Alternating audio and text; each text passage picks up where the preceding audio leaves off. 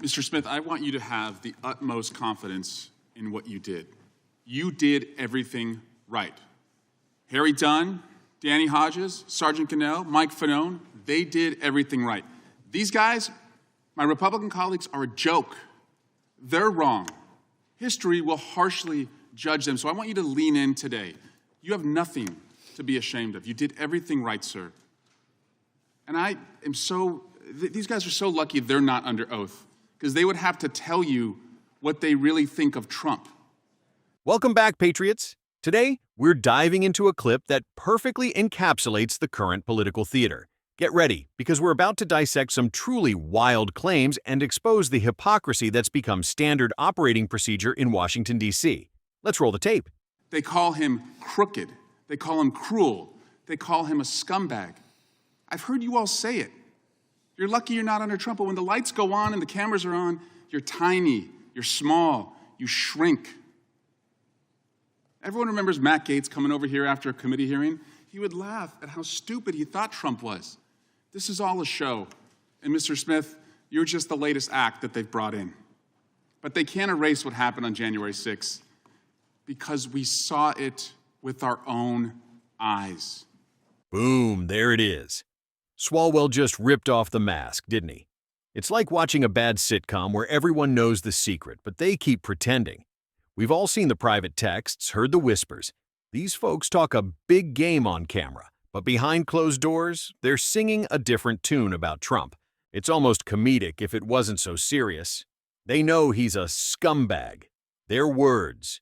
But the moment a microphone appears, suddenly he's a patriot. The courage of a houseplant, I tell you.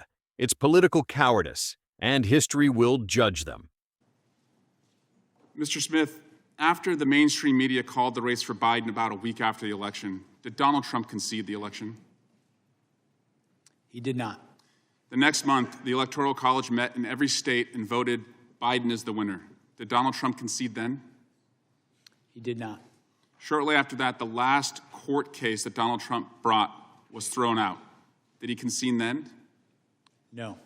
Is it your judgment then that only Donald Trump could have convened the mob in the size that it was assembled on January 6th?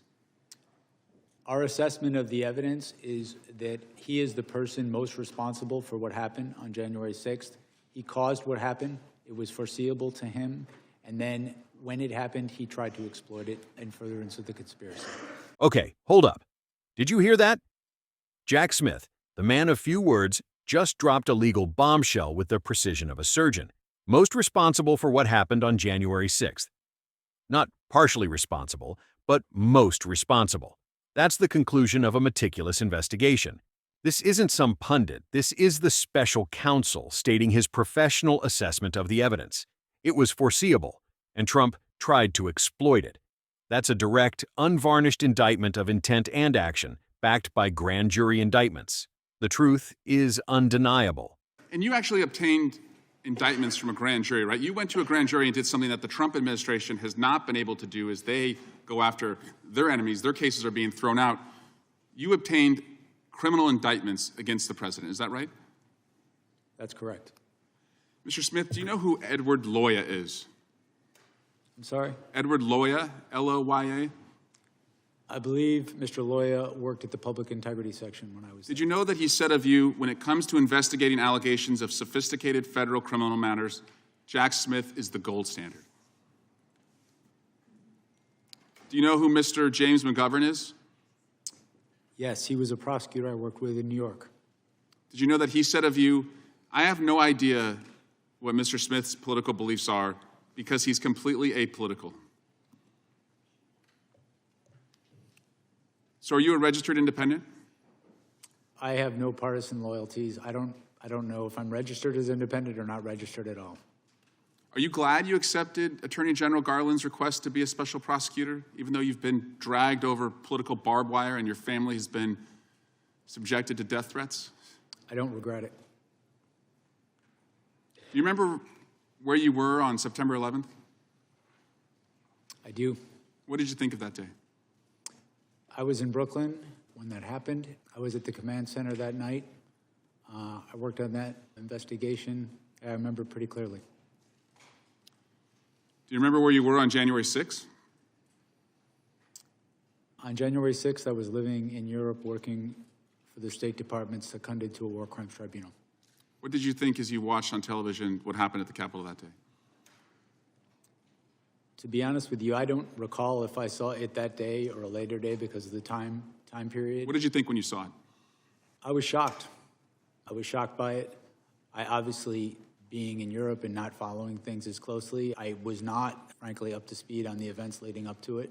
What shocked you about it? I just never seen anything like that happen in our country. Mr. Smith, I don't know if I'll ever have the honor to talk to you again. If I don't, please know that I and my colleagues on the Democratic side, and even my Republican colleagues when they speak privately, have nothing but respect and appreciation for what you tried to do and how you did it. And that, my friends, is how you stick the landing. Swalwell's closing statement isn't just praise, it's a mic drop moment. He's basically saying, you can yell and scream all you want, but even your colleagues, when they're not performing for the cameras, know Jack Smith is the real deal. It highlights the stark contrast between those genuinely seeking justice and those playing political games. Smith, a man of honor, standing tall against the political barbed wire and death threats. It's a testament to integrity in a landscape often devoid of it. Respect where respect is due.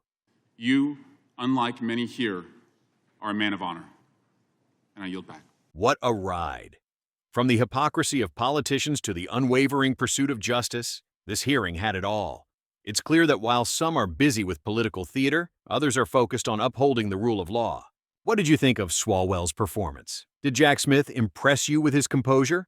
Let us know in the comments below. Don't forget to like this video, subscribe to the channel for more Straight Talk, and hit that notification bell so you don't miss our next deep dive into the political circus. Until next time, stay informed and stay vocal.